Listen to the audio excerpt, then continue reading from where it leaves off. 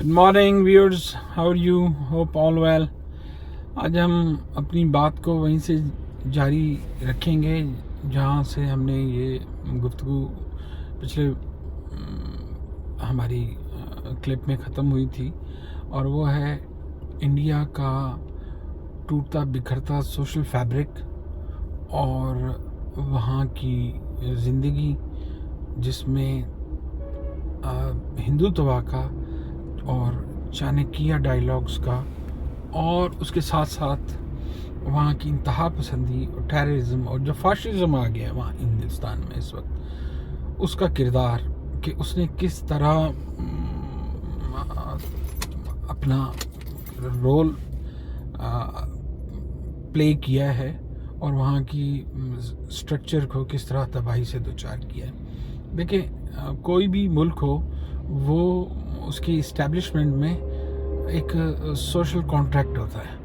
India का social contract 1947 में ये था कि हम एक सेकुलर मुल्क होंगे जहाँ हम हिफाजत करेंगे अपने तमाम यूनिट्स की, तमाम कल्चर्स की, डायनामिक्स की, उनकी रिलीजियस की, उनके ग्रुप्स जितने भी जो ट्रस्ट करेंगे इंडियन कॉन्स्टिट्यूशन को, और वो इंडियन कॉन्स्टिट्यूशन गारंटी लेगा कि किसी एक की वहाँ पर कोई मोनोपोली नहीं होगी और जो भी काम होगा वो इस कॉन्स्टिट्यूशन के को वायलेट करके मेजॉरिटेरियन रजीम उनको प्रॉब्लम क्रिएट नहीं करेगी। इस अंडरस्टैंडिंग के लिए गांधी जी सबसे आगे थे और उनके साथ ही थे जो उनसे कुछ इत्तेफाक भी करते थे और कुछ अंदर खाते दूसरी गेम खेल रहे थे।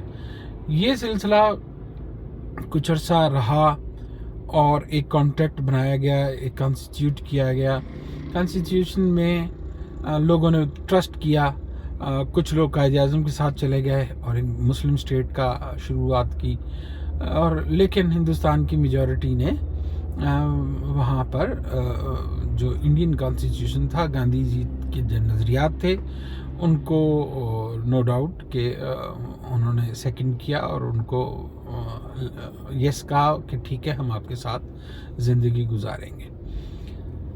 और इसमें दलित थे, क्योंकि दलित जानते थे कि एक सदियों का, एक हज़ारों साल का एक कास्ट सिस्टम है जो सिर्फ़ और सिर्फ हमेशा से प्रोटेक्शन करता आया है ब्राह्मण की, और निचली ज़ातों को उनकी लिमिट्स और रेड लाइंस दे दी गई कि आप इस तरह ज़िंदगी गुजारोगे। ये एक ऐसा मुश्किल सूरत हाल थी कि वहाँ के लोगों ने उन्हें कबूल किया जैसे भी था, और वो जैसे तैसे चल रहा था। जुल्म ज़्यादती अपने अरूज पर थी, लेकिन इस जुल्म और ज़्यादती और कास्ट और नफ़रत के माहौल में इन्होंने 1947 में गांधी जी की अंडरस्टैंडिंग्स को, उनकी शख्सियत को और इंडियन कॉन्स्टिट्यूशन को बाद में उस पर ट्रस्ट किया और आगे बढ़े। इन्हें जो समझ आ रही थी वो ये थी कि दिल्ली हमारे सब की सरपरस्ती करेगा और पार्लिमानी निज़ाम में और कॉन्स्टिट्यूशन के होते हुए इनके साथ ज़्यादती नहीं होगी। लेकिन सूरत हाल आपके सामने है कि किस तरह अब सूरत हाल को बदला जा रहा है और पे दर पे ऐसे वाक़यात हो रहे हैं, और फाइनली इंडिया में एक ऐसा माहौल क्रिएट कर लिया गया है मज़हब और सरमायादारी ने मिल के कि वहाँ पे अवाम की कमर तोड़ दी है, और मजहबी अजारादारी ने, मजहबी फाशिज़म ने एक सरमायादारी के हाथ में खिलौना बनते हुए, जो कि अब तक इंडिया में सरमायादार इतना वॉलेटाइल नहीं था, इतना एक्टिव नहीं था, इतना आज़ाद नहीं था जितना कि मोदी ने अपने दौर में कर दिया।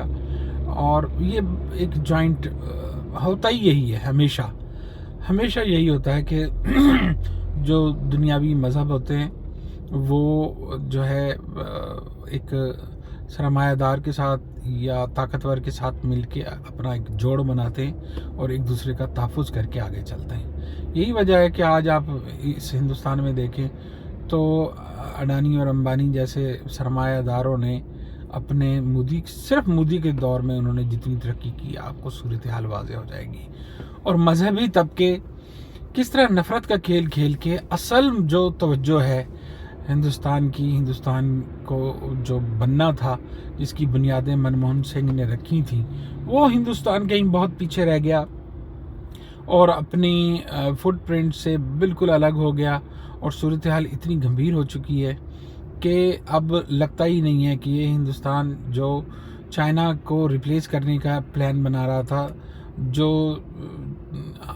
جس نے یہ پلان کیا تھا کہ ہماری آبادی اس کو اسکیل دیا جائے گا، اس کو تعلیم دی جائے گی اور اس کے اندر وہ ہنر پیدا کیا جائے گا کہ وہاں سے غربت کا خاتمہ ہوگا اور ہم دنیا کو سلوشن دیں گے چائنا کے مقابلے میں. اور یہ ساری سوچ لے کے مودی صاحب سے آج جب بات کی جاتی ہے تو وہ اصل مدعے پہ آنے کے لیے بالکل تیار نہیں ہے.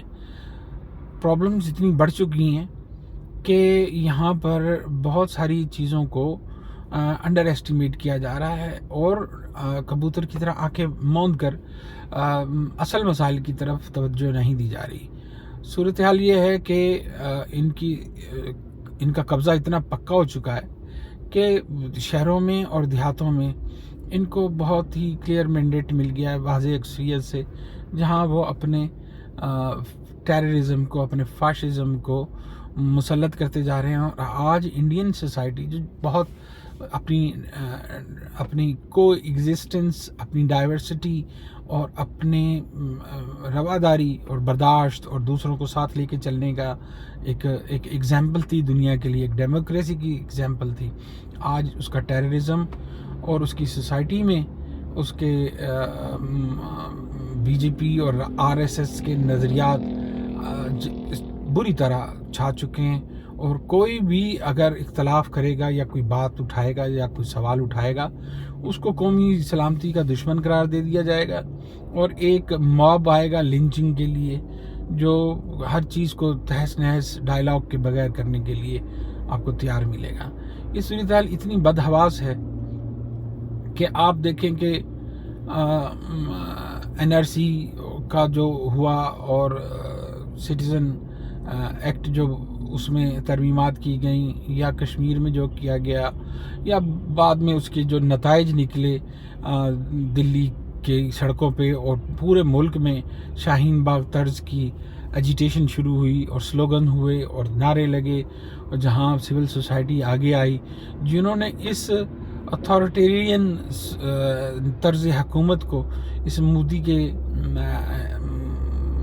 راشٹریہ مذہبی اور ریلیجیس فنیٹکزم کو رد کیا.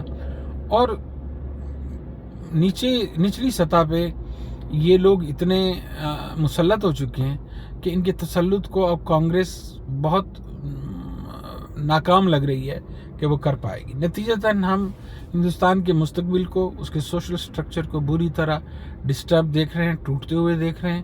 اور یہ صورتحال اتنی آگے جا کے خراب ہونے والی ہے کہ ہندوستان اپنی نفرت، اپنے تعصب اور اپنی مذہبی پیشوائیت، جو ریلیجیس فنیٹکزم ہے، اس سے اپنی سوسائٹی کو ایک تو لنچنگ سوسائٹی میں کنورٹ کر چکا ہے، جہاں بات چیت کا ماحول ہی نہیں رہا. اور صورتحال یہاں تک خراب ہو چکی ہے کہ ابھی ریسنٹلی میں ان کی ایک ایم پی اے ہے خاتون، انہوں نے کہا جی اپنے چھریاں تیز کر لیں. ارے بھائی ایسا کیا ہو گیا ہے؟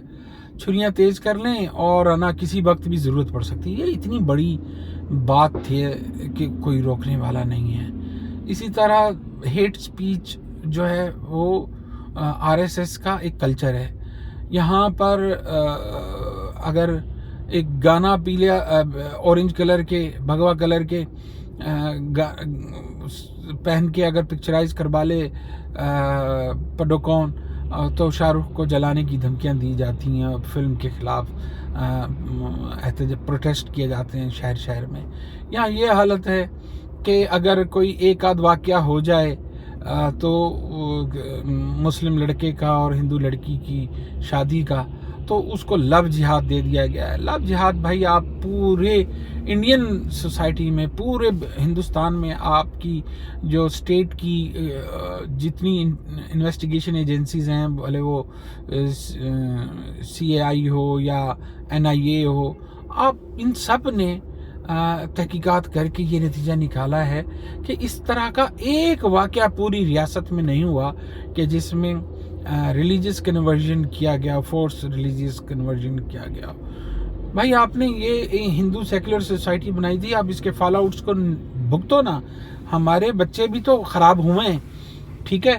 اور اگر آپ اس کے ساتھ ساتھ اگر آپ پہ بھی اس کا امپیکٹ پڑ رہا ہے تو آپ تو وہ لینے کے تیار نہیں ہیں. آپ اس اپنی سوچ کو دوسروں پہ کس طرح مسلط کر سکتے ہیں؟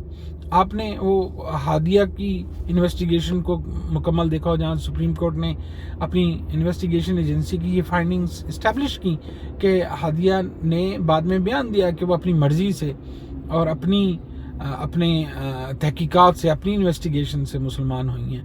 اور اس طرح کے بہت سارے ایسے واقعات ہیں کہ جو اس بات کی دلالت ہیں، اس بات پہ آرگومنٹ کرتے ہیں کہ ہندوستان میں بالکل ایسا کلچر نہیں ہے. لیکن اس کو جو مودی کی اور چنکیا کی اور ہندوتوا کی جو بدبودار سوچ ہے، اس سے پوری سوسائٹی کو آنا، اس میں ڈرفٹ پیدا کیا اور اس میں تفریق پیدا کی گئی اور انریسٹ پیدا کیا گیا.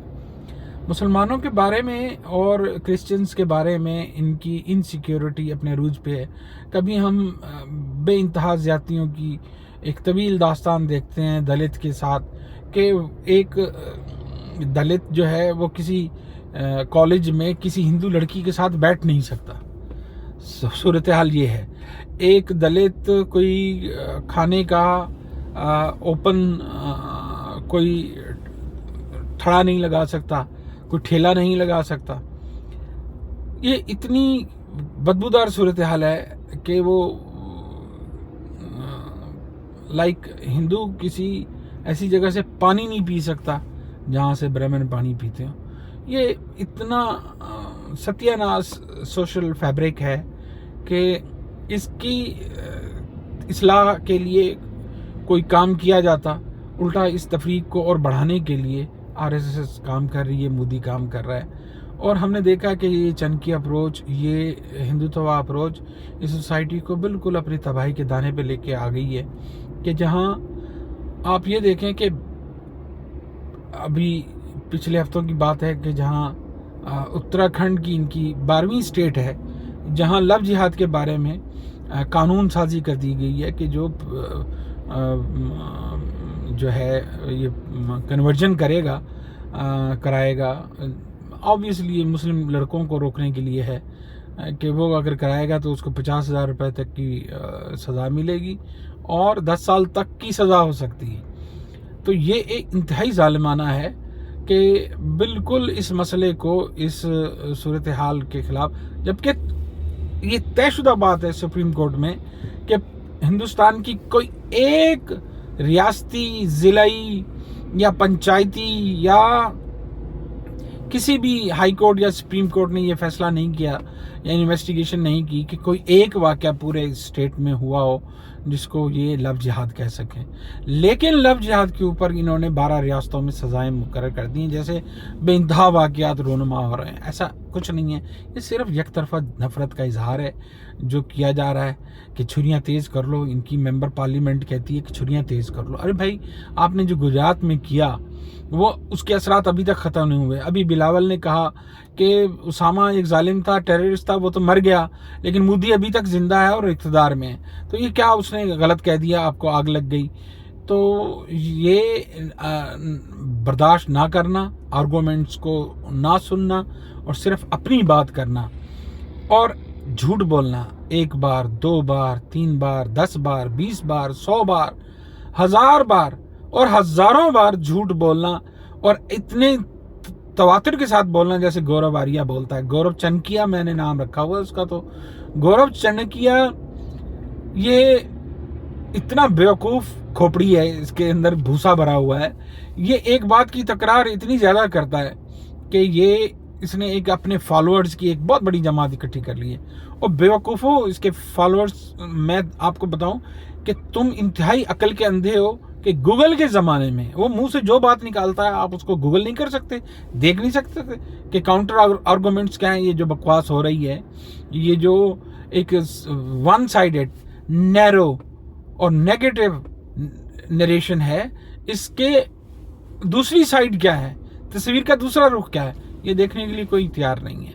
इस पे बातचीत जारी रहेगी। आज के लिए बस इतना ही। अपना ख्याल रखिएगा, दुआ में याद रखिएगा। खुदा आप सबको खुश रखे। Thank you.